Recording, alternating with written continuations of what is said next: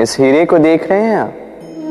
लाखों करोड़ों वर्षों तक धरती के गर्भ में रहने के पश्चात ये इतना कठोर बनता है, किंतु जब खान से निकाला जाता है कोयले की ही भांति होता है, श्वेत, कठोर, निस्तेज। किंतु जब इसे तराशा जाता है तब इसे तेज प्राप्त होता है और तब ये अपना मूल्य बढ़ाता है। संसार में मनुष्य के साथ भी यही होता है। मनुष्य की बुद्धि, मेधा, अनुभव उन वर्षों के कारण नहीं बढ़ती जो वर्ष हमने हमारे जीवन में व्यतीत किए, बल्कि उन क्षणों से निखरती जब हमने कठिनाइयों का सामना किया, चुनौतियों का सामना किया, संकटों का सामना किया, छल और पीड़ा से। इसलिए यदि आपके जीवन में आपके सामने संकट आए, चुनौतियां आए, पीड़ा आए, तो उसे भयभीत मत होइएगा, उसका स्वागत कीजिए, क्योंकि यही परिस्थितियां आपको वो अनुभव देगी जो आपको प्रबुद्ध करे। राधे राधे। प्रकृति ने हर जीव में एक भाव भरा है ताकि वो निश्चल ना रहे, कुछ न कुछ कर्म करता रहे, और वो भाव है भूख। संसार में हर जीव, हर पशु, पक्षी, प्राणी परिश्रम करता रहता है अपनी इस भूख को मिटाने के लिए।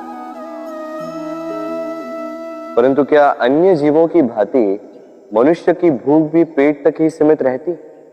तन की भूख मिटाते मिटाते कब ये भूख मन और माया की तृष्णा में बदल जाती है पता ही नहीं चलता। और अधिकतर ये तृष्णा धन संग्रहित करने तक ही रह जाती। अपना जीवन जीना छोड़कर किसके लिए ये धन संग्रहित कर रहे हैं? आने वाली पीढ़ी के लिए। बड़ी विचित्र बात। अपना जीवन जीना छोड़कर धन संग्रहित करते करते अपने जीवन का सुख भी मिटा रहे हैं और आने वाली पीढ़ी को कर्म करने से भी बाधित कर। पूत कपूत तो क्यों धन संचय, पूत सपूत तो क्यों धन संचय। अपनी संतान को संस्कार दीजिए, धन नहीं। यदि संतान संस्कारी हो तो अपना स्वयं का एक संसार बना लीजिए। यदि असंस्कारी हो तो आपका बना बनाया संसार यूं ही नष्ट कर दे। इसलिए जीवन में यदि कुछ संचय करना है तो ज्ञान संचय कीजिए, प्रेम संचय कीजिए, और मेरे साथ प्रेम से कहिए राधे राधे। जीवन को रथ कहा जाता है, किंतु क्यों? अब आप कहेंगे कि इसलिए क्योंकि जीवन भी रथ की ही भांति चलता रहता है। किंतु कभी आपने इस रथ को समझने का प्रयास किया? रथ में आगे अश्व होते हैं और पीछे पहिए। ये अश्व आपके कर्म और ये पहिए कर्मफल। ये अश्व जहां जाते हैं ये पहिए उसी के पीछे पीछे आते हैं। यदि आपके अश्व यानी आपके कर्म शुभ सरल मार्ग पर चले तो आपकी यात्रा आनंदमयी होगी।